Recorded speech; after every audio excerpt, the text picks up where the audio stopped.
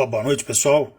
Começar uma live aqui, a primeira live de 2021, né, com o mestre Silvio Bering, né, um dos maiores nomes do jiu-jitsu, né, pertencente a essa família lendária, que é a família Bering.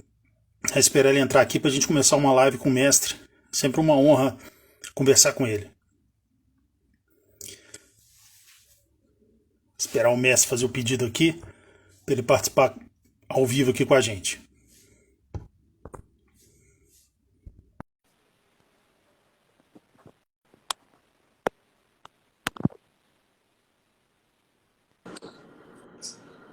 Ó, Oi, Floresto, meu querido.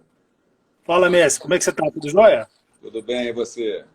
Tudo na paz? Sempre uma honra falar com você, viu? É um prazer falar contigo sempre, uma honra também, meu amigo.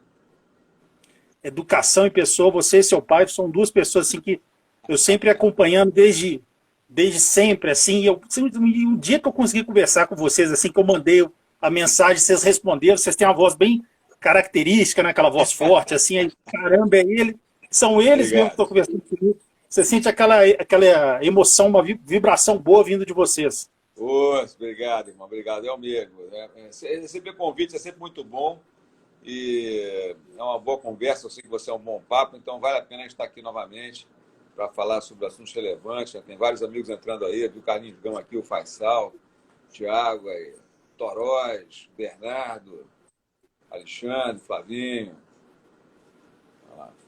Renato Sim. Frossá, nosso querido Renato, piloto, Otávio, a galera aqui. Meu meio está tentando entender português, está lá de Montana, tentando entender um pouquinho de português, Emanuele, meu pai, grande mestre Flávio Beng, o mestre o Osama, lá do Kuwait, lá tentando. Osama, my friend, this is going to be in Portuguese. We're going to speak in English very soon. A galera boa aí. Mas vamos lá, é contigo hoje, meu irmão. Mandar um abraço pro grande mestre Flávio, né? Uma honra que eu tive de conversar com ele, um gentleman de kimono, né? Uma das pessoas assim, acho que ele e o grande mestre João Alberto, quando eu tive o prazer de entrevistá-los, dá vontade de você nem fazer perguntas, você só deixa eles falando que quanto menos você interromper, melhor. É verdade. Mas eu quero agradecer sempre o Mestre, pessoal que vem aí firme assistir, né, que realmente prestigia a gente, né? Muito legal. mestre, fazer uma pergunta para você, você que é um faixa coral, oitavo grau, tem toda uma história gigantesca dentro do jiu-jitsu, principalmente o pessoal te lembra como um grande mestre, um grande formador, mas também, como seu pai me disse uma vez numa entrevista, você, pessoal que não sabe, você também foi um grande competidor, você teve apenas uma derrota na faixa preta, né? E a maioria das suas lutas, você sempre, quando você competia, você ganhou na finalização. Acho que uma vitória sua só, que foi por pontos, mas eu vou falar isso depois, só para fazer uma introdução, para quem talvez esteja vendo essa live e não sabe da importância do seu nome dentro do jiu-jitsu. Gostaria que você falasse como começou a sua relação com o jiu-jitsu. Eu lembro que você, o dia que a gente fez a entrevista, você falou que o seu pai era um herói para você e o mestre João Alberto é um herói para o seu pai. Conta um dia, primeiro dia que você foi na academia do mestre, viu ele de kimono e essa paixão surgiu na sua vida chamada jiu-jitsu. É interessante essa pergunta, né, cara? Porque ela mete várias respostas já a outras perguntas de pô, como é que é a sua vida antes do jiu-jitsu e depois do jiu-jitsu. A minha vida não teve antes, né? Com 4 anos, meu pai me levou de kimono, então já antes já provocava. É um cara que já tinha... Meu pai sempre foi um cara visionário, sempre foi um cara que teve uma atitude bem avançada para o seu tempo, então ele... Com certeza, não me lembro, não tenho na memória os treinos de bebê com ele, mas com certeza ele estimulava alguma coisa ali. Quando eu cheguei no tatame, já cheguei com uma certa facilidade para aprender. E na primeira aula, que tem aquelas fotos lá minhas, né, emblemáticas, ali com 4 anos de idade, com o grande mestre Roberto Barreto, lá na Aja, em Copacabana, quando eu entrei no tatame, aquela imagem que, né, você sempre ouvia, né, o tio João Alberto, tio Álvaro, tio Hélio, todo mundo era tio, né? Todo mundo família ali, aquele negócio. Meu pai tinha uma ligação muito legal de família com todos eles. E o mestre Roberto se levantou e veio me dar atenção. Ele me deu realmente uma aula, fazendo fotos comigo, mas ele foi fazendo foto porque ele viu que eu respondia, ele fazia o movimento, me ensinava, eu respondia, fazia o movimento corretinho, aí saía a foto. Pá! Então, todas as fotos, se você vê, elas estão corretinhas. O movimento de defesa de facada, de defesa de chute, né, com a mão, do jeito que a gente aprendia, né, muito bem feitinhos ali para uma criança daquela idade. Então, a minha primeira impressão assim, que me impressionou muito foram os pés daqueles caras que olhavam tudo mais perto de mim, era o pé, né? Então, pô, era aqueles caras, do jeito que eles andavam, a forma deles andarem, né, o jeito de falar jiu-jitsu, jiu-jitsu de uma forma que saía com a sua própria identidade, né? Já não tinha mais ligação com o Japão, não era uma palavra japonesa, era uma palavra brasileira, já brasileirada, já na sua linguagem, cariocada, né? Então, muito legal essa lembrança. Isso aí ficou marcado pelas fotos, mas eu me lembro direitinho daqueles tatames na parede, que eram os espaços determinados para a defesa pessoal na parede. Depois eu vim entendendo. Quando eu era pequeno, você não entendia por que aquele tatame está na parede ali, aquele tatame daquele tamanho. Então, tinham 3 áreas assim para fazer ataque contra a parede. E para mim foi uma época muito marcante, né? O início no jiu-jitsu, que eu era uma criança muito gentil, muito pequeno. Então, na minha faixa etária, as crianças eram maiores que eu e eu estava sempre me defendendo, né? Me dando o meu jeito. Mestre, você que pegou aquele treino daquela época old school, que você treinava bastante também a parte de jiu-jitsu, a parte em pé, enfim. Então, o jiu-jitsu também tinha uma parte de judô, né? Mas você treinou judô puro mesmo, até com o grande mestre Medi. Conta um pouco dessa época da sua vida treinando o judô mesmo. Isso aí, sempre quando a gente fala de mim, né, a pessoa pode visualizar, sempre o Marcelo está na mesmo barco, o papai que indicava a gente, botava a gente nas barcas e vai fazer judô ali, vai fazer jiu-jitsu aqui, vai treinar ali, vai treinar aqui, ele orientava e essa direção a gente seguia a risca e dava o melhor, fazia o melhor possível, cada um dava o seu melhor sempre, né? E por isso nós nos destacamos exatamente por isso, que a gente nunca deu mais ou menos, né? Sempre deu 100%, porque havia uma disputa entre a gente muito grande. O Marcelo era um cara que, para disputar com ele, tinha que ter. Tinha que estar muito focado, porque era uma disputa muito difícil, né? E era uma disputa muito sadia, mas muito intensa. Então, meu pai, a história do judô foi a seguinte: com 17 anos de idade, a gente em Nova Ipanema. Meu pai queria dar um início a um trabalho para a gente poder ter uma orientação, porque a gente estava perdido, estava pegando onda e treinando pouco, ia e tal, mas aí ficou longe, Nova Ipanema era longe, a beça, o ônibus do condomínio às vezes não batia o horário e tal. Então, ele resolveu montar uma área de tatame para a gente. Ele começou a fazer uns treinos esporádicos com a gente, com um grupo de amigos, depois montou um tatame junto com o Ricardo Murgo, né, o grande mestre Ricardo Murgo, ali na Nova Ipanema. Ele comprou 40 placas do Yamamura, aquele tatame de 1,80 por quase 1 metro, né? Ele tinha uma metragem meio diferente, de palha de arroz, uma lona plástica preta imensa, uma corrente, montou um espaço lá, furou o chão, quer dizer, tinha um tablado para montar, era um negócio bem interessante, mas a gente não tinha responsabilidade para tocar aquilo sozinho, né?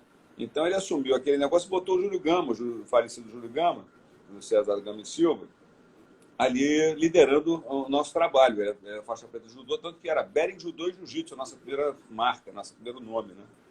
E a gente iniciou dessa forma. Eu era no finalzinho da azul, quase chegando na roxa, o Marcelo estava chegando na azul, né? Então a gente embalou ali, quando começou mesmo, já estava na roxa, o Marcelo na azul, e nessa época eu entrei na faculdade Santa Úrsula e resolvemos intensificar um pouquinho mais o treino, porque eu fui entrar no campeonato de judô, porque eu consegui bolsa na faculdade através da equipe de judô, e fui entrar no campeonato, tomei um pau, rapaz, que foi marcante, né? E aí nós levamos mais a sério e começamos a ir no Elcio Gama, no Sensei Elcio Gama, ali no Leblon, né, que depois virou Strike, depois virou Maurício Sabatini.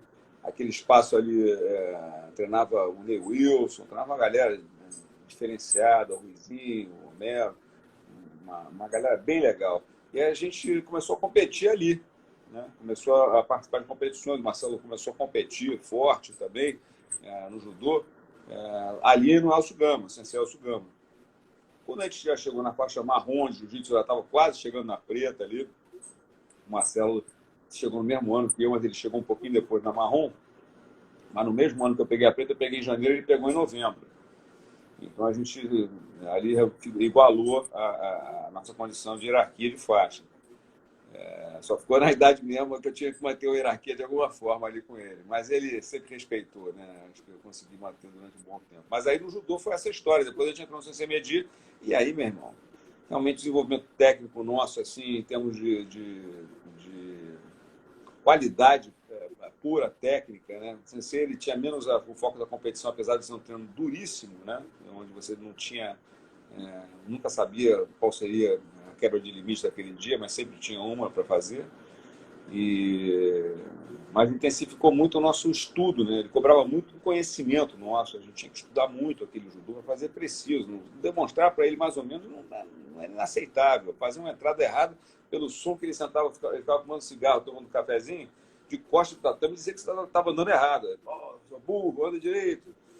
Então era um treino diferente. Então realmente um judô para a gente ficou mais ou menos dos meus 17 anos até um ano de faixa preta ali, de 81, 82 até 84, 85, quando eu viajei para a Europa. E aí, na Europa, é interessante que eu fui para a Europa e não tinha jiu-jitsu. Eu fiquei em Portugal 6 meses e aí fiquei treinando no Judô Clube do Porto.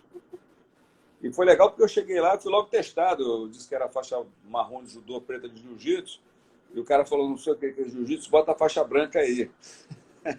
Aí mandou treinar para todo mundo, aí no dia seguinte ele deixou ele de faixa marrom. Mas a história é essa, né, cara? Foi uma história de muito estudo, muito intenso, mas sempre direcionado pelo meu pai, que nos levava nos lugares, nos apresentava, nos botava nas mãos dos professores, dos instrutores, dos mestres, e cobrava da gente o treino, né? E depois não precisava cobrar mais muito, não, porque a gente tinha realmente aquela... o fato interessante, você aí falou que não tem tempo para fazer pergunta, mas essa vale a pena lembrar. Eu e Marcelo, teve uma época que a gente não se cruzava mais, né? Porque durante o dia os horários dele não batiam com os meus, ele treinava em outro lugar, eu treinava de manhã no mestre Álvaro Barreto, o grande mestre Álvaro Barreto, ele treinava com o Rickson às 11 horas da manhã. E à tarde a gente fazia judô, né, no CC Medir em dias alternados, porque eu fazia uns aulas em Nova Ipanema junto com o Julinho Gama, e em dias alternados também. Então, os dias que eu estava em Nova Ipanema, ele estava no CC Medir e vice-versa. Então, para mim, sobrava terça, quinta e sábado no CC, terça, quinta à noite, sábado de manhã, segunda, quarta e sexta em Nova Ipanema, e todo dia de manhã no Centro de Orientação Física Álvaro Barreto com o grande mestre Álvaro. Depois do vinha ser sócio, tornou a Academia Corpo 4.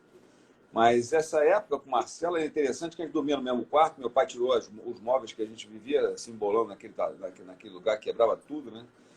Então ele botou, nós tínhamos assim uns vergalhões enfiados na parede, que a gente botou um tablado, as portas do armário viraram tablado de troféus, de medalhas, né, de um lado, e do outro lado ficaram as pranchas. Né? E o quarto era esse, era tatame no chão, travesseiro e roupa de cama, e a gente deitava ali e dormia. Só que a gente chegava à noite, ele chegava de um lugar ou do outro e falava, vem cá, qual foi a posição de hoje? Eu fiz essa aqui, o que você acha? Pô, eu acho maneiro, o que você faria? Pô, eu faria isso, então faz aí. Aí, meu irmão, a gente afiava aquele negócio, ficava até 2 da manhã, meu pai pode confirmar aí, ele entrava no quarto, pô, ele não entrava porque a gente não deixava, a gente botava a porta encaixada no tatame e ela ficava enfiada embaixo da maçaneta. Então eu não conseguia entrar para dar aquela dura física na gente ali, que ele com certeza daria, mas ele deixava a gente na intimidação e a gente acabava indo dormir 1 ou 2 da manhã, a gente acabava indo dormir. Mas era uma época muito interessante de estudo. Por isso eu aconselho sempre ao pessoal a ter um parceiro, alguém, não precisa ser da sua equipe, do seu time, pode ser qualquer um amigo, que seja um parceiro de estudo para fazer um cheque. Né? O Marcelo e eu era legal por quê? Porque ele era de uma equipe e eu era de outra. Pô. A gente tinha o mesmo time e não se encontrava no mesmo time. Cada um dava uma aula diferente, tinha o seu jeito ali e tal, muita similaridade, porque a gente tinha um caminho muito, muito parecido, mas chegou uma hora que a gente seguiu cada um o seu caminho. E que privilégio para ambas as partes, né? Assim, ele tendo você ali para dar aquele ajuste ali nesse horário e você tendo ele, né? 2 gênios do jiu-jitsu. E falar um pouco agora do seu irmão, né? O grande Marcelo, uma lenda também dentro da história do jiu-jitsu. Ele 2 anos mais novo que você. Conta um pouco pra gente como é que foi a infância de vocês dois. Eu lembro que uma entrevista que você me deu, você falou que a mãe de vocês merecia um lugar assim garantido no céu, que ela era uma santa e tal. Conta um pouco como é que era ter ele como irmão, que ele já tinha aquele espírito dele hiperativo, uma pessoa que não ficava quieta, enfim. irrequieto. Conta um pouco pra gente como que era a infância de vocês dois e com certeza tiveram muitas brigas, né? Aquela briga de irmão, enfim. Conta um pouco pra gente como é que era essa honra que você teve, que ele teve, né? De um ter a companhia do outro. Ah, legal, porque a gente brigava, não era todo dia, era toda hora, né? Abria a porta do banheiro, abria a porta do quarto, tá olhando o quê? Tá olhando o quê? Pau no corredor. Então, era pau na sala, pau no corredor, pau no quarto. A briga era o tempo todo. O difícil era não estar brigando. Teve uma fase que o Marcelo me testava 24 horas por dia. Não tinha descanso, não tinha... Eu vivia atento, porque, você tem uma ideia, nós nos quebramos todos. Acho que ele com 7 ou 8 anos de idade, eu quebrei o braço dele, joguei em cima da mesa, não sei onde, ele quebrou minha cabeça. Foi com o espelho do carro, né? O negócio estava quebrado lá em casa, o pai ia consertar, ele era do Opala, ele pegou aquele espelho, deu na minha cabeça, cortou na minha cabeça. Quer dizer, a gente se brigava sério nessa época já. Mas também éramos unidos. Eu fugi de casa com ele, nós dois juntos, ele tinha 5, eu tinha 7. Eu falei que ia fugir, ele veio comigo. Fugimos da casa do meu pai para a casa da minha avó. Fomos pegos na casa da minha avó, ela devolveu a gente. Mas eu fugi mesmo, peguei malinha, fiz tudo e fomos embora. A gente ia para São Paulo e a ideia era pegar o dinheiro e ir para São Paulo. Mas essa parceria a gente tinha, quer dizer, eu não tinha medo das coisas assim. Eu era muito bom para me encontrar nos lugares. Eu passei situações com meu pai que ele ficou doido, né, cara? Que eu no Maracanã lotado, sei lá, com 5, 6 anos de idade, eu queria lembrar onde era o carro, sair na frente para chegar no carro, para mostrar para ele que eu chegava no carro, meu irmão. Horas depois, os caras já vinham chorando pro carro, achando que perdia a criança, estou sentado no capô do carro lá, pô. Eu nem bater em mim consegui, de tanta raiva que ficava, tanto desespero de encontrar o filho. Então a gente tinha, assim, coisas, apesar de eu ser um cara calmo para muitas coisas, eu era sabe, destemido para outras. Então, minha mãe e meu pai não tinham descanso, cara. E a tia Mônica e a Flávia, que eram mais calmas e tal, né? E a Gisela veio 13 anos depois, o papai ainda teve o Gustavo, a Júlia e a Bia. Mas para a gente ali, na relação com nossos pais, eles eram muito ativos, eles eram muito esportivos, né? Liberais e com muitos amigos, com muitos filhos. Então, onde a gente ia, muita criança o tempo todo, a gente era liberado. Sai de manhã, vai andar a cavalo, não sabia se estava andando a cavalo a pelo, se estava sem pelo, se tinha alugado, não tinha alugado, estava com dinheiro, não estava com dinheiro. Não queria saber, tinha e voltava de noite, se voltasse, não avisava que estava na casa do amiguinho, porque aí, entendeu, ia dormir lá. Então, essa liberdade que a gente tinha nos dava assim, uma condição de brincar sempre no limite das coisas. Então, eu, com uns 13 para 14 anos de idade, sei lá, 12 para 13 por aí, chegando em casa uma vez, por isso que eu digo que eu tinha que ficar atento o tempo todo, ele tinha afiado um cabo de vassoura, fez uma lança. E quando eu cheguei em casa, aqui o buraco está aqui na mão. Esse buraquinho na mão aqui é o buraco da lança que ele jogou em mim. Eu parei a lança aqui assim, ela veio, furou aquele negócio e caiu, né? Mas a gente... Aí as brigas eram seríssimas, porque o negócio era com arma, não tinha... Ele era mais novo que eu, era menorzinho, era um tanque de guerra, mas era menor. Então, ele tinha uma desvantagem física até os 16 anos de idade. Ele, com 16 anos de idade, já estava com o meu peso, um pouco mais baixo que eu, mas no meu peso, mais forte que eu fisicamente. E aí, com 17 anos, eu fiquei no peso, ele foi passando, eu fiquei com 66, ele foi para 80. Ele tinha 76 quilos quando eu tinha 66. Né? Já tinha uns 18, eu tinha 20 anos de idade. E mais tarde eu passei para a categoria leve e ele ficou no meio pesado. Então, o Marcelo ele era 2 categorias acima da minha. Então, realmente era um cara mais baixo que eu, mas era bem mais forte que eu. Mestre, falando ainda do seu irmão, né, inclusive vai ter um documentário sobre ele, né, no canal Padial Jiu-Jitsu, né, do Sandro Padial. A gente vai estrear em março, com vários depoimentos sobre o grande Marcelo. Quem puder seguir aí também, né, o Padial Jiu-Jitsu aí no YouTube, faz um trabalho muito bom sobre a história do Jiu-Jitsu. Conta um pouco pra gente, né, muita gente conhece só a lenda, né, que é o Marcelo como lutador de Jiu-Jitsu e não conhece o homem, né, mas todo mundo sempre fala que ele é extremamente carismático. Eu sempre vejo aquelas entrevistas dele, que eu só conheci ele por entrevista, ele sempre dando aquele sorriso, ele falava sorrindo, enfim. Ele tinha um brilho próprio que até não precisa nem de estar pessoalmente, né? No YouTube você consegue ver o brilho dele, assim, ele falando. E segundo você contou uma vez que ele era extremamente generoso, né? Que o primeiro salário que vocês receberam como professores de jiu-jitsu, ele pegou, acho que comprou suco para a rapaziada, todos os meninos lá da rua e tal. Conta um pouco para a gente, né, das características do seu irmão. O Marcelo era um cara diferenciado, realmente ele tinha assim, uma capacidade, ele não era só fisicamente privilegiado, ele tinha uma cabeça que se ele quisesse manipular, ele conseguia manipular, desde novinho, ele conseguia achar o ponto fraco de uma pessoa e ir lá direto naquele ponto ali, realmente acabar com a briga antes dela começar, só na psicologia. Ele tinha uma característica interessante, Aberto. Ele lia as pessoas com facilidade, entendeu? Ele conseguia entender ali a emoção de cada um, se estava com medo, se não estava. Ele era realmente... Tanto que com as mulheres, o Marcelo teve um sucesso assim, incrível, porque ele era um cara super sensível, né, cara? Era um cara boa pinta, com muita saúde, mas tinha uma luz incrível, um charme, né, cara? A mulherada ficava doida. E onde ele chegava, ele era o rei, ele era o cara. Ele sempre tinha umas sacadas muito boas, um cara muito inteligente, mas a leitura dele da vida e das coisas, com a sensibilidade que ele tinha, era muito bacana. Ele conseguia dar mensagens e recados e dizer coisas para as pessoas muito marcantes, né, que transformaram muitas vidas. Marcelo transformou muita gente. Marcelo é um cara que muita gente, após a morte dele, vinha me agradecer por ele, né, pelo que ele tinha feito. Seu irmão me salvou, seu irmão fez isso por mim, fez isso por mim. Então, memórias incríveis para pessoas muito legais, né, muito bacanas que estão aí. Alguns já nos deixaram também, mas muitas memórias que vieram chegando e que vão preenchendo alguns espaços, né, na saudade que a gente tem dele. Mas ele era assim, ele era isso, ele era extremamente competitivo, né? Não gostava de perder de jeito nenhum, mas sabia perder. Era um cara que tinha uma atitude, podia parecer que ele ficava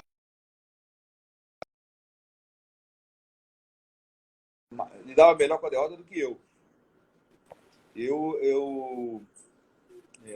Quando perdi, né? Perdi na faixa preta logo na minha estreia, na segunda luta, venci a primeira, na segunda finalizado pelo Peixotinho.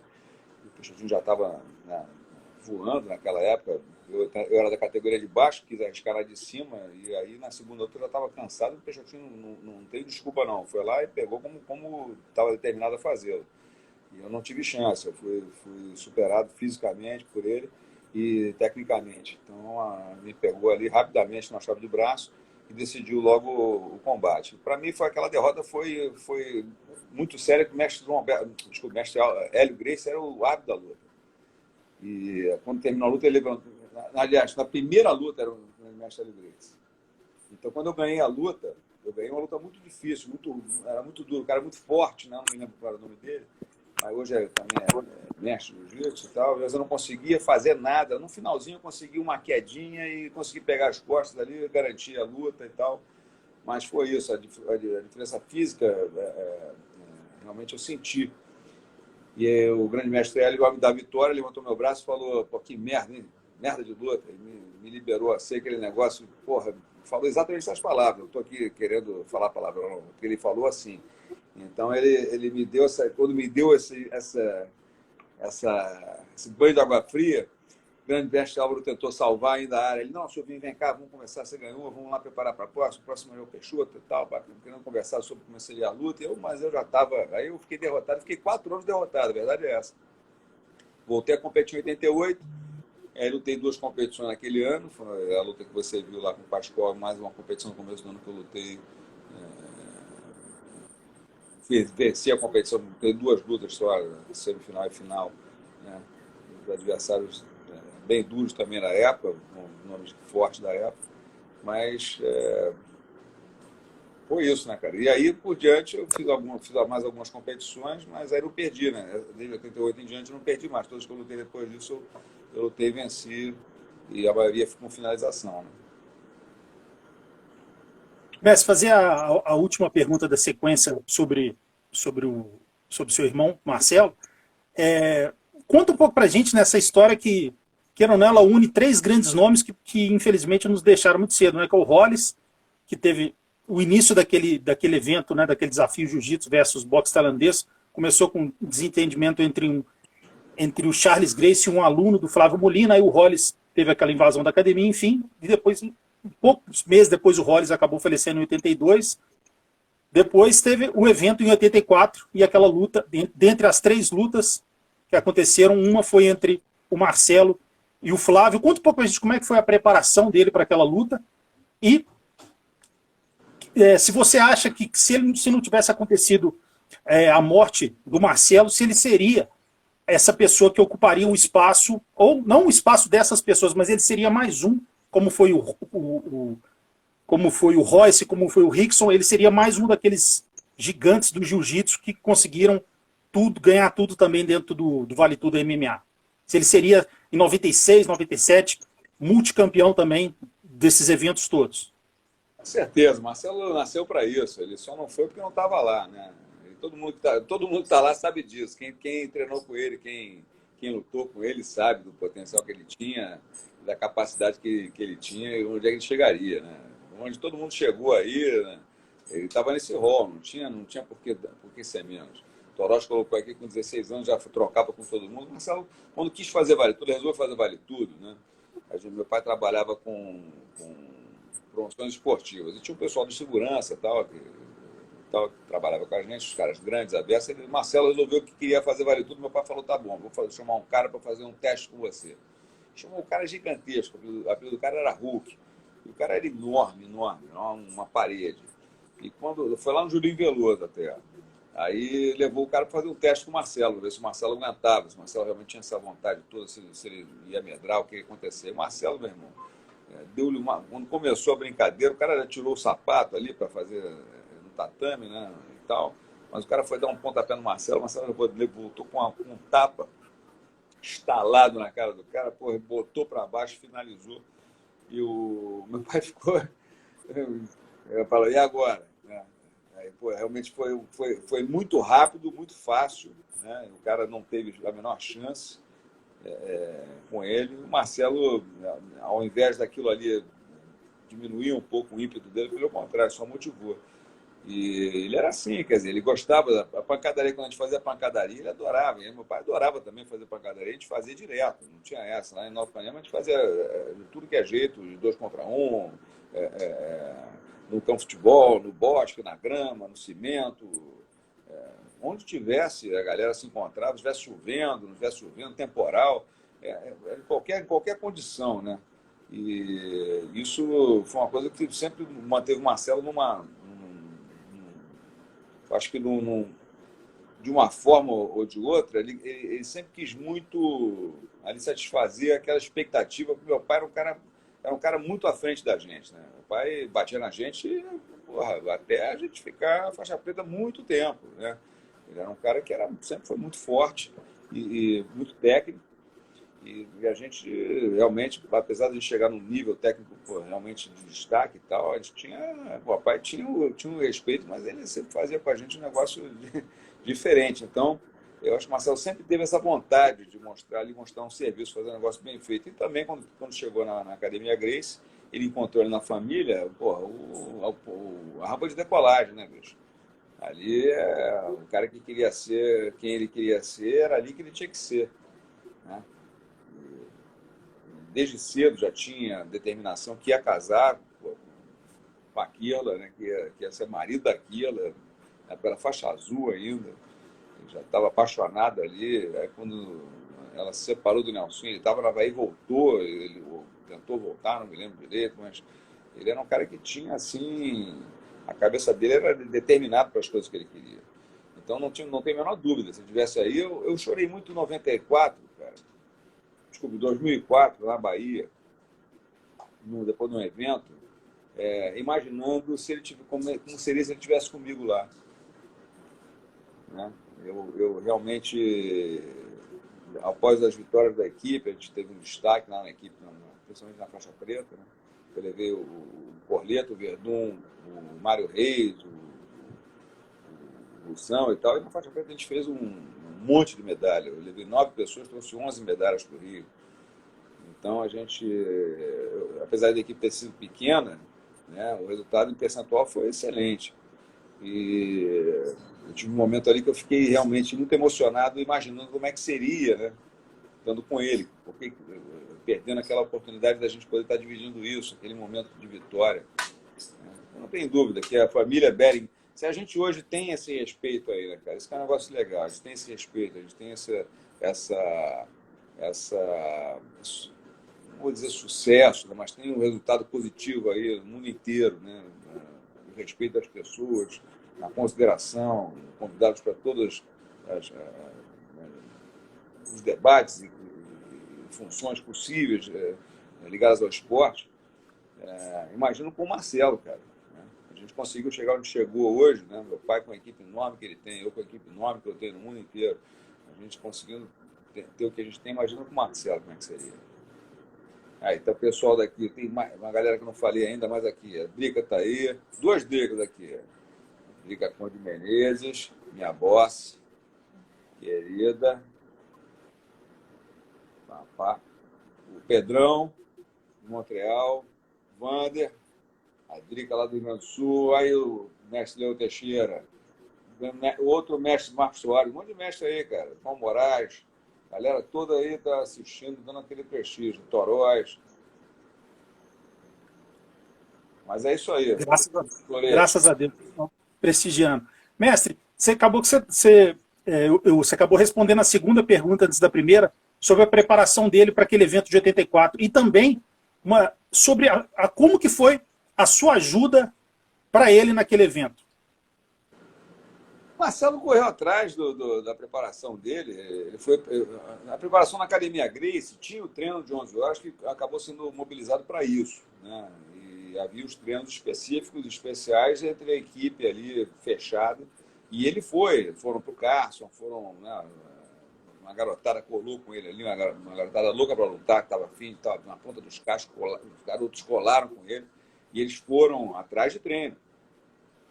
Então, fizeram treino no Carson, treino no Jacaré, treino em todo lugar, mas o Rickson foi mobilizado para isso, para que eles ficassem preparados. E lá na academia não foi diferente. Onde o Marcelo treinava com a gente também foi mobilizado para a preparação dele para a luta. Então, era afiar as situações técnicas de domínio, né? Sempre as finalizações, as situações de transição para montar, para derrubar, botar. Não treinava a defesa de nada, não tinha por que treinar a defesa. O negócio dele era ir para cima, botar para baixo e pegar. Então era tempo de entrada. Então era luva na mão, pontapé livre, e ele tinha que partir para dentro e colar.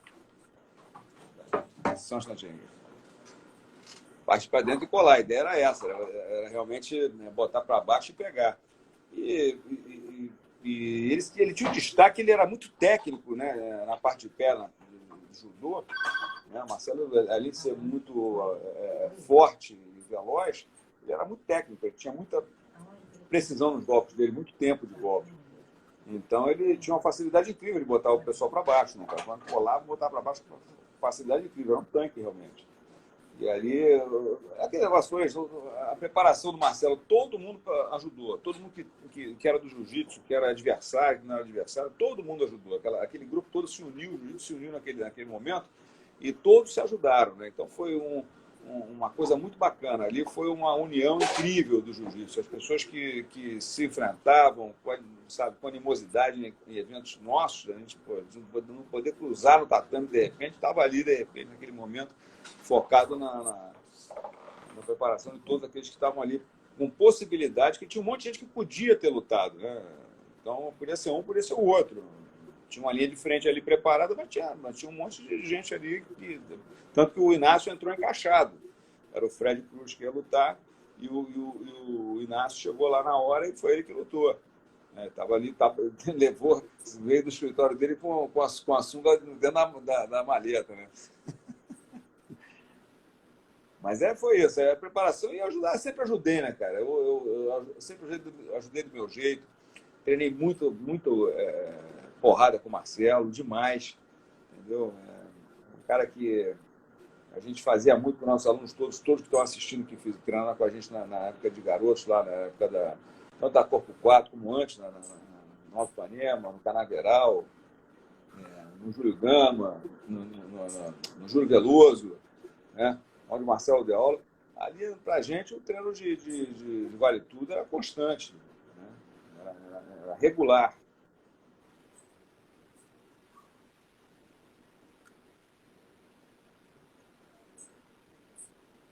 Está me ouvindo? Mestre, é que deu um delayzinho aqui.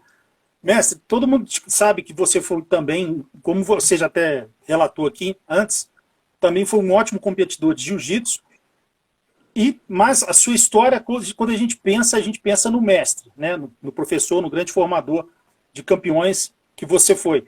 E o Marcelo, que também foi um excelente professor, mas a gente pensa mais na parte de competição. Apesar que ambos eram bons nas duas. No início dos anos 90, você já tinha quase 300 alunos, né? Conta um pouco pra gente se essa parte de... Se você decidiu porque você via que estava dando certo, enfim, ou é algo vocacional, por que você sempre ficou mais no lado de lecionar? Não é que eu fiquei mais do lado de lecionar, não. Marcelo também. Marcelo, ele foi um cara que levou o jiu-jitsu para São Paulo, né? Ele foi um cara, ele foi um precursor, um pioneiro, né? Teve grandes equipes em São Paulo, em locais que ele lotou, levou muitos professores, uma equipe fortíssima para São Paulo, ele levou o Ryan Daniel, o Fábio Gurgel, uma galera que foi para São Paulo depois do Marcelo, Márcio Santos, né? Então, quer dizer, quer dizer, ele foi um professor que tem muita gente aí. São Paulo hoje, das academias todas em São Paulo, a origem da maioria delas é o Marcelo. Isso eu posso afirmar, sem problema nenhum. Meu pai foi o cara que deu a sequência a esse trabalho dele lá. Mas eu trabalhava com o grande mestre Álvaro Barreto, que era um mestre de educação física, né? Um doutor de educação física, um cara que é um craque na área da atividade física. A academia era multidisciplinar, ela tinha só jiu-jitsu como atividade de luta, mas tinha a ginástica com o Marco Silva, que era um professor que tinha, sei lá, 400 alunos, tinha a musculação com o Roy de Serra, que tinha mais um monte de alunos, tinha a dança com a Marli Tavares, né?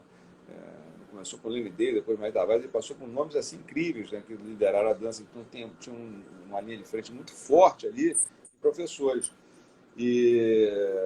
Então, aquele grupo, quer dizer, a mulher fazia uma atividade, tinha espaço para a família naquela época já para a gente na nossa academia. Então, podiam fazer tanto a luta, o pai, o filho, né, e muitas mulheres faziam jiu-jitsu também. A gente foi inovador nesse aspecto também. Isso é uma foto bem interessante lá na KS. Até o professor Pavão Lima estava lá na foto. Com um monte de meninas já na década de 80 ali, treinando sem kimono ali dentro. Mas eu fiz educação física, foi a minha vantagem, entendeu, Flores? Educação física me deu uma formação que complementou uma natureza que eu já tinha. Com habilidade para dar aula, eu nasci com habilidade, mas foi desenvolvida através de grandes professores que eu tive a oportunidade de ter. Fui ligado, como eu falei, o grande mestre Álvaro Barreto, que era um cara super exigente, sempre foi, ainda é, e com uma consciência do conhecimento científico e acadêmico que poucos tinham, né? Sem se medir, né?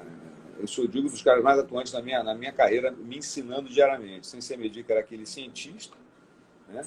E vários outros que a gente procurou e teve a oportunidade de conhecer, né? Como o César De Luca, o Geraldo Bernardes, né? No jiu-jitsu, o grande mestre Roberto Barreto, o grande mestre Hélio Gracie, a família Gracie toda, vou agradecer aqui, o Helson, o Rickson, que são caras que me ajudaram muito. O Rickson me ajuda até hoje, é um grande parceiro, um grande amigo, um irmão. Então, a gente sempre aprende, né, com essa galera.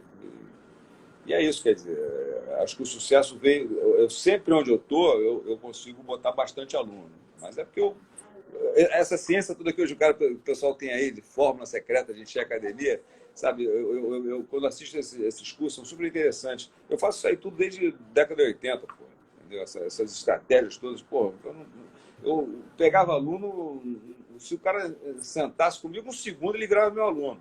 Não tinha como não treinar comigo. Onde estivesse na praia, na academia, ia pegando os amigos dos lugares, ia trazendo para a academia, de repente a academia estava lotada.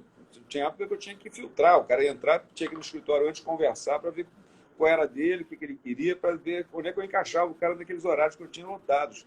Tinha dia que tinha 90 pessoas no tatame que não cabia, não tinha esse espaço todo. Mas, graças a Deus, todo, todo aquele ambiente da defesa pessoal, né?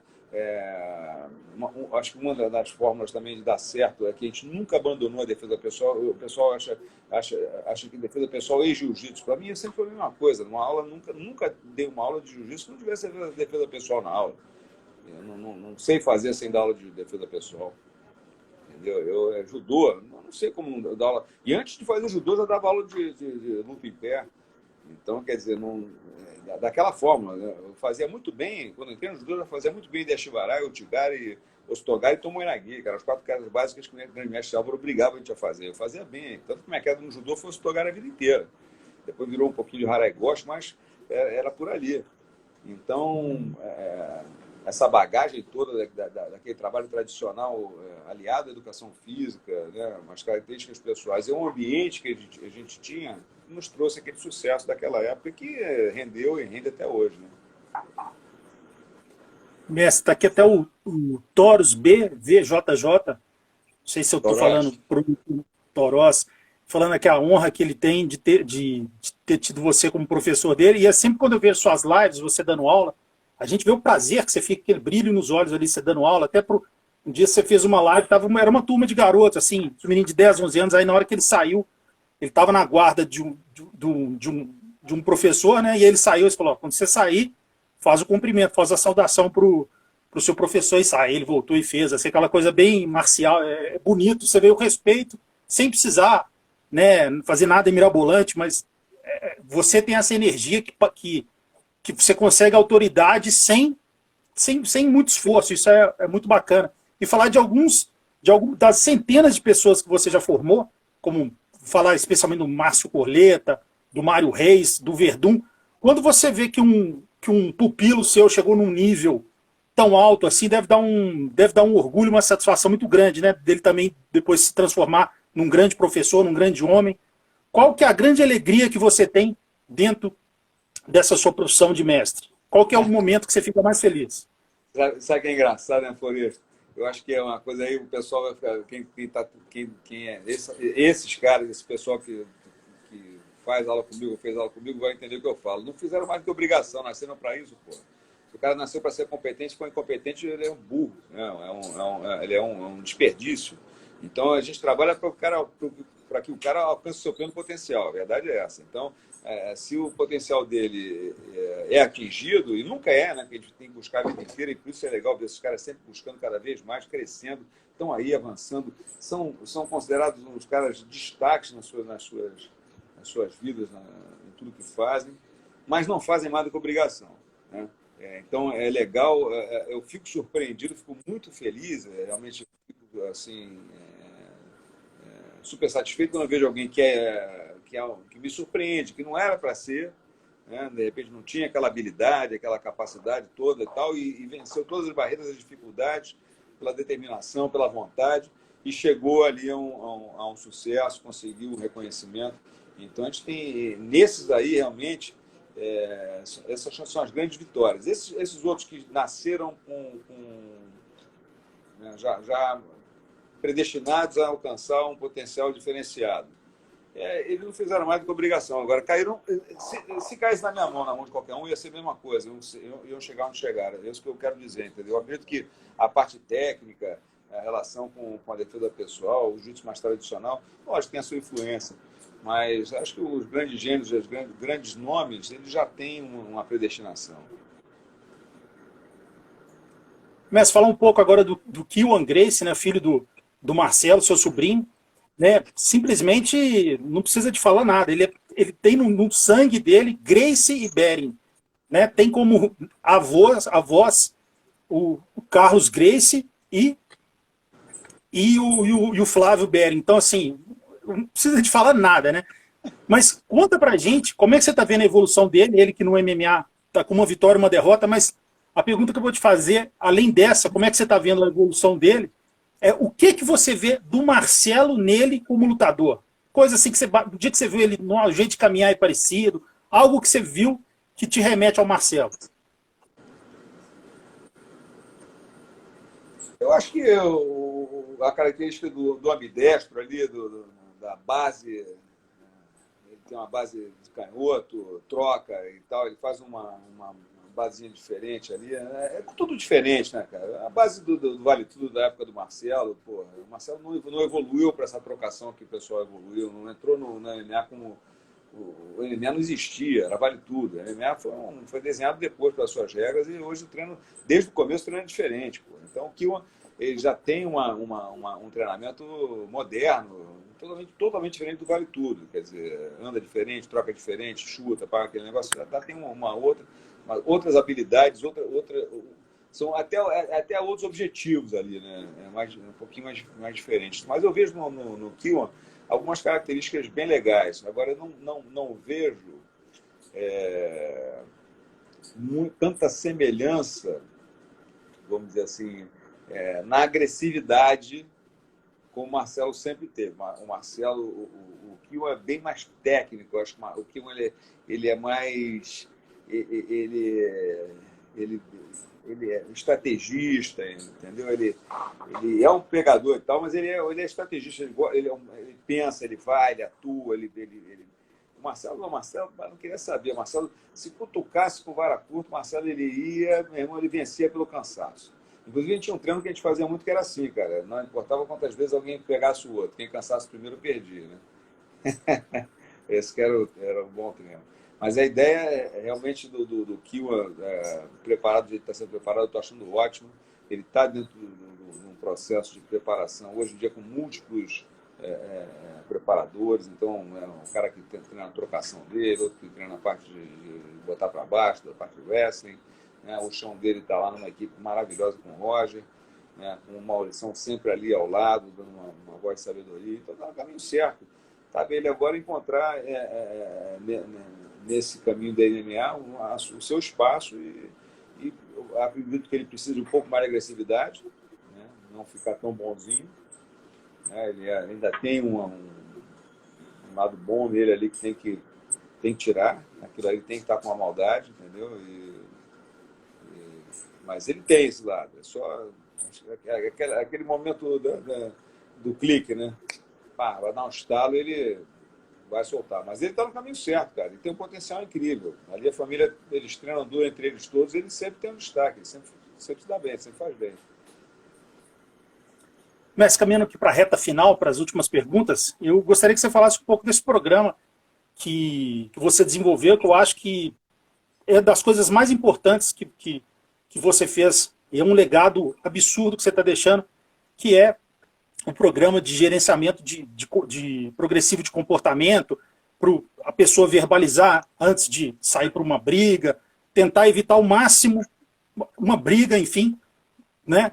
Verbalizar o máximo possível, manter a calma, enfim. Conta um pouco para a gente da ideia que você teve e, hoje em dia, empresas de segurança privada, polícia está utilizando bastante. Conta um pouco para a gente da ideia que você teve e da evolução que o seu programa está tendo até hoje.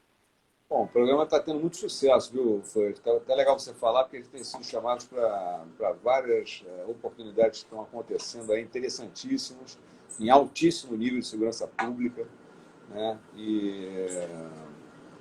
O gerenciamento progressivo de comportamento conveniente, cara, foi uma ideia que surgiu, né?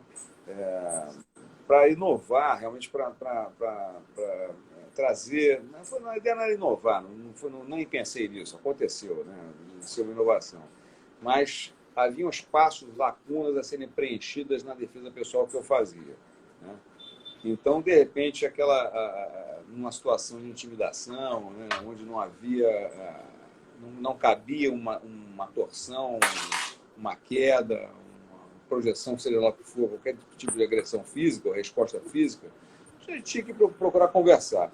E aí, a partir dessa ideia, a gente começou a desenvolver uma verbalização consciente. E o GPCI surgiu, né, como um curso exclusivo, né, de metodologia própria, única, com um grande parceiro, o Helder Andrade, que é o coautor disso tudo, o cara que fez isso acontecer, né? É um conjunto de técnicas de verbalização e de comunicação não verbal, que a gente aliou a estratégias de segurança, e a autodefesa do jiu-jitsu brasileiro, para que a gente possa desenvolver e capacitar as pessoas a terem um melhor relacionamento com outras pessoas, né? Essa é a ideia do GPCI. Então, para que o relacionamento humano seja de melhor qualidade e embasado nas estratégias de segurança e defesa e autodefesa, uma boa verbalização e uma comunicação não verbal, em qualquer condição, seja ela que for, antagônica, desfavorável. Então, a gente conseguiu fazer disso aí, dessa teoria toda, dessa ideia bacana, dessa proposta, uma realidade, um curso onde a gente treina as pessoas a fazerem isso, a usarem isso, né? O pessoal usa todo esse arcabouço que o GPC proporciona. Muita gente acha que é só verbalização, mas esse negócio que você aprende verbalização não é. Pô. O GPC vai desde a prevenção até o uso da força letal se for necessário. Só que ele tem uma ênfase na segurança de baixo impacto, que vai até com o controle de contato. Então a gente vai até aí, na maioria das vezes, não passa daí, porque as pessoas não têm a formação para isso. Mas se a gente pega profissionais como o da PRF, por exemplo, que nós trabalhamos com a Polícia Rodoviária Federal, que são instrutores, a gente tem um resultado incrível, porque são todos ali já ligados à arte marcial e à defesa policial. Então é muito fácil trabalhar. O GPCI já cai como uma luva. Agora, para quem não tem conhecimento de autodefesa, não tem nenhuma preparação nesse sentido, cara, aí fica difícil a gente formar o cara de uma forma mais completa, né? A gente acaba dando ali uma base, né, nessa parte aí, por isso fica com esse estigma. Não, porque é verbalização, não, pô. Você só consegue até falar, meu irmão. Não consegue nem cair direito, nem levantar direito. Então vamos aprender a ficar em pé, posicionamento superior, né, postura, primeiro de tudo, depois realmente a gente vai seguindo a linha do uso progressivo da força, que são os 7 níveis de força, né? E dessa forma a gente vai preparando o aluno. A gente tem o curso online que está pronto, a gente está agora oferecendo esse curso em algumas épocas, a gente lança o curso novamente.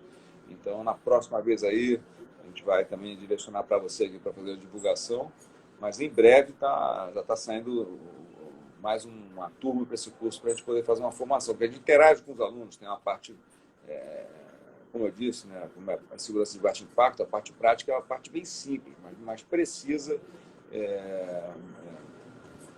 Precisa haver essa instrução física também, senão não cabe. A verbalização só não resolve. Ela pode ser que não seja tão eficiente ou eficaz e seja necessário a pessoa se proteger.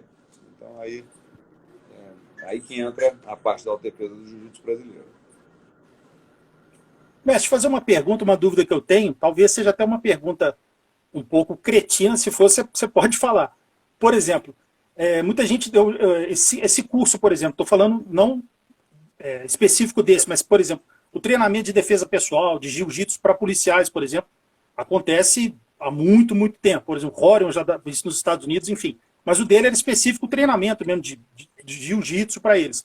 Mas eu sempre via eles treinando com uma roupa normal, por exemplo. E quando o policial está na rua, ele está com aquela colete, aquele monte de armamento. Então é diferente você ir para um duelo com uma roupa normal, numa academia, e com o fardamento. O seu treinamento, para a polícia, eles utilizam toda a vestimenta deles ou não? Eu acho que é um diferencial, né? Existem treinos e treinos, né? Existem treinos que, para a própria segurança, para o aprendizado ficar de melhor qualidade, a gente tira equipamento para o aluno ter mais facilidade de fazer o exercício, e depois, na hora de fazer uma avaliação do movimento, a gente coloca. Em certas condições, não botamos os dois, botamos um com equipado, outro desequipado, e depois troca. E assim a gente tem milhares de formas de trabalhar, mas a forma de trabalhar equipado não é necessariamente o tempo todo, entendeu, Floresco? O cara equipado é para certas fases do treinamento e certas situações específicas. Por exemplo, no próprio treinamento, se eu quero fazer um treinamento de condução para tirar alguém de um veículo urbano público, então de um trem ou de um ônibus, e faço isso no tatame. Bom, também não tem o menor sentido, deve fazer dentro do ônibus ou dentro do trem, não é isso? Então, quer dizer, Isso. criar os mockups, criar as condições mais próximas da realidade, isso aí é necessário que a gente possa usar a nossa. Às vezes, o ambiente, né, uma escola de formação como a PRF, oferece o que a gente quiser. Se quiser um ônibus lá para fazer o treinamento, tem ônibus para fazer o treinamento. Tem onde quiser fazer o treinamento.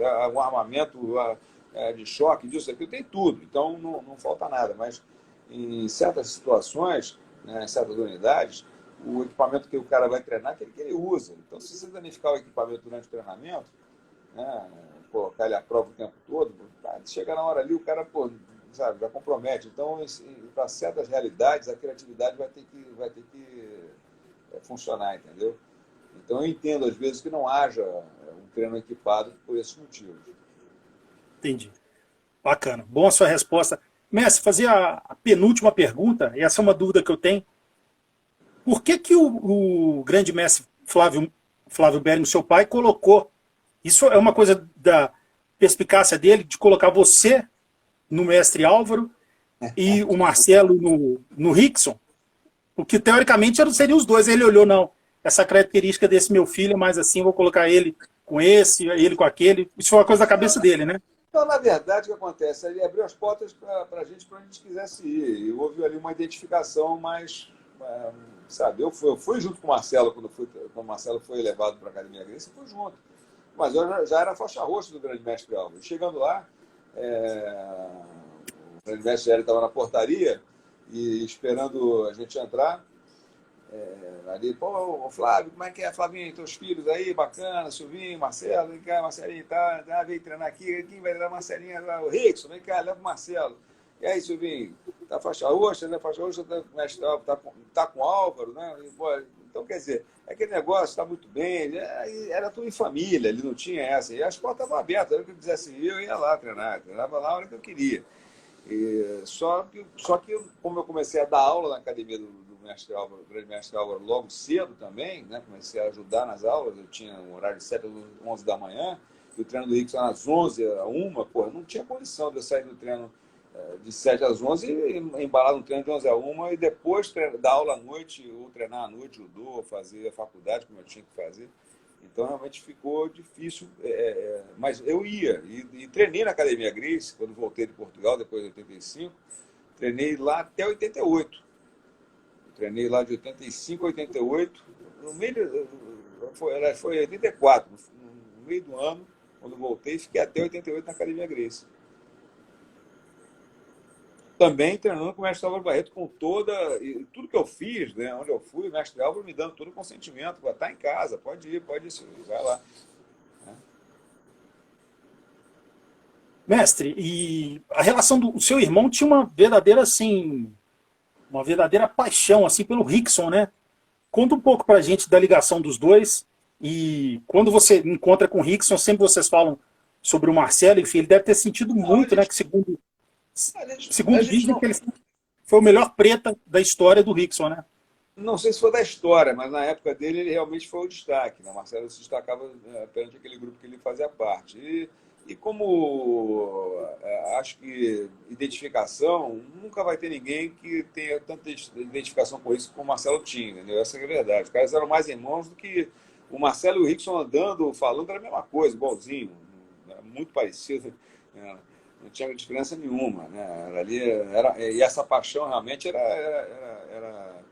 era mútua. E o Rickson me trata como irmão. A gente se encontra, a gente se beija como se fosse irmão. E isso se transfere do Marcelo para mim também, que eu tenho certeza disso. Mas também é um carinho mútuo que eu treinei lá e sob a tutela dele, do mestre Hélio Gracie, e fui tratado como família. Lógico, fui testado e tratado como família, como todos sempre foram. Ninguém teve moleza ali, nem... Principalmente os que carregam esse nome Gracie, né, meu amigo? Então, ali não tinha moleza para ninguém, a gente sabia disso. Vinha ali para cair para dentro. Então, realmente, eu tenho assim um respeito muito grande dessa relação do Marcelo com o Rickson, entendeu? Tenho uma admiração pelo Rickson muito grande. É o cara que, sabe, é um grande parceiro. Mas é isso, o meu pai sempre nos abria as portas e dizia aqui, ó, tá aqui, para vocês poderem ir à vontade. E onde a gente ia, a gente era muito bem recebido, e isso se reflete também hoje nos nossos alunos que vão, onde eles vão, são super bem recebidos também, que é muito legal. Né? Mestre, a última pergunta, né? Gostaria que você falasse, igual a gente falou aqui da adoração que seu irmão tinha pelo Rickson, eu vou falar de uma pessoa que seu irmão e você têm imensa adoração.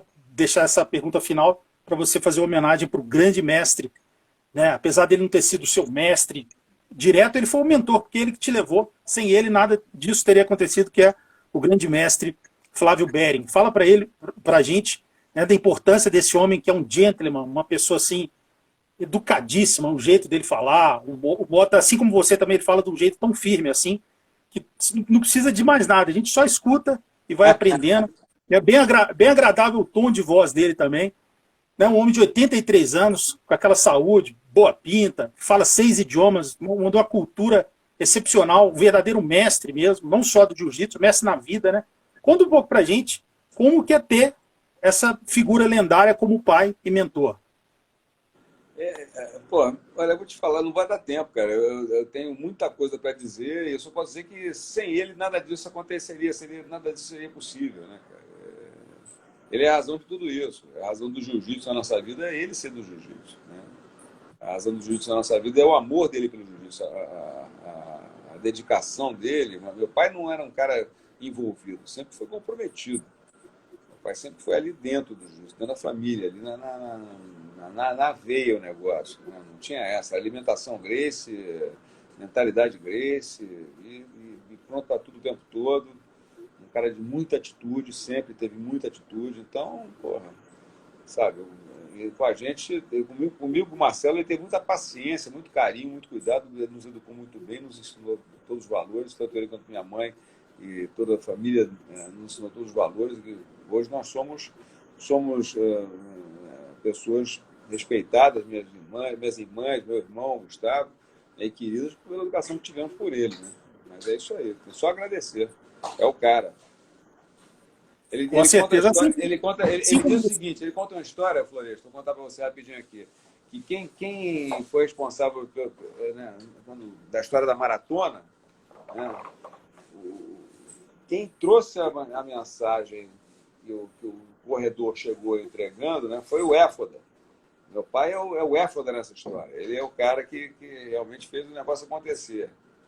E ele vai entender essa história aí desse grego. Pô, mestre, uma honra falar com você. Espero que você tenha gostado das perguntas. Agradecer o pessoal que deu audiência aqui pra gente. Vou deixar essa live salva aqui no IGTV, do MMA Debate Oficial. E vou colocar no canal também do YouTube, no canal MMA Debate. Espero que todos vocês acessem também, se inscrevam lá no canal. E, mestre, é sempre uma honra falar com você. Eu sinto muito bem mesmo quando eu falo com você. Estou falando do fundo do coração, admiro muito você como pessoa. Todo mundo que eu entrevisto, graças a Deus, eu consigo fazer uma boa amizade pessoal. Mas, assim, a gente falou do seu irmão no início, que eu falei sobre a generosidade dele, aquela história do primeiro salário. Você muitas vezes não divulga, né? Mas, assim, você também segue a mesma linha de generosidade, de fazer caridade para pessoas que estão numa situação de rua, de situação de dificuldade, muitas vezes você nem divulga, então o seu coração é tão grande, né? Então essa família Behring merece todo o respeito pelo que vocês fazem dentro e fora do mundo das artes marciais. Sempre uma honra conversar com vocês. Falar só rapidinho para fechar, então, falar sobre isso rapidinho, eu acho que vai dar tempo de falar. Divulgar ou não divulgar, né? E fica essa questão, quando a gente está fazendo a caridade, e vem essa questão de divulgar ou não, eu acho que divulgar é importante para incentivar os outros a fazerem a mesma coisa. E muita gente leva para o lado da divulgação, achando que a gente está querendo divulgar o que está fazendo. E não é isso. É divulgar que é legal fazer, como é bom fazer. Né? Então, existe esse dilema que a gente, às vezes, passa durante alguma ação social de divulgar ou não. E eu estou muito mais no débito do que no crédito. Preciso fazer muito mais pelos outros que estou fazendo hoje em dia. Tá? Ainda preciso melhorar muito. Mas já faz muito, já faz muito. O curso que você está dando, queira ou não, é um curso altruísta que faz várias pessoas não se manterem vivas. Então, tudo isso é isso aí. É altruísmo puro. Não, E seguindo essa linha, né, cara, é uma solução. A gente está procurando soluções mais tolerantes, mais amenas para as situações. E estamos encontrando, graças a Deus. Mas obrigado Então, pela mestre, oportunidade, Floresco. para terminar, Mesmo. tudo isso que eu falei é do fundo do coração mesmo. Gosto muito de você. Obrigado, você também. Muito obrigado pela entrevista. É um papo muito bom, cara. Tamo junto. Obrigado, pessoal.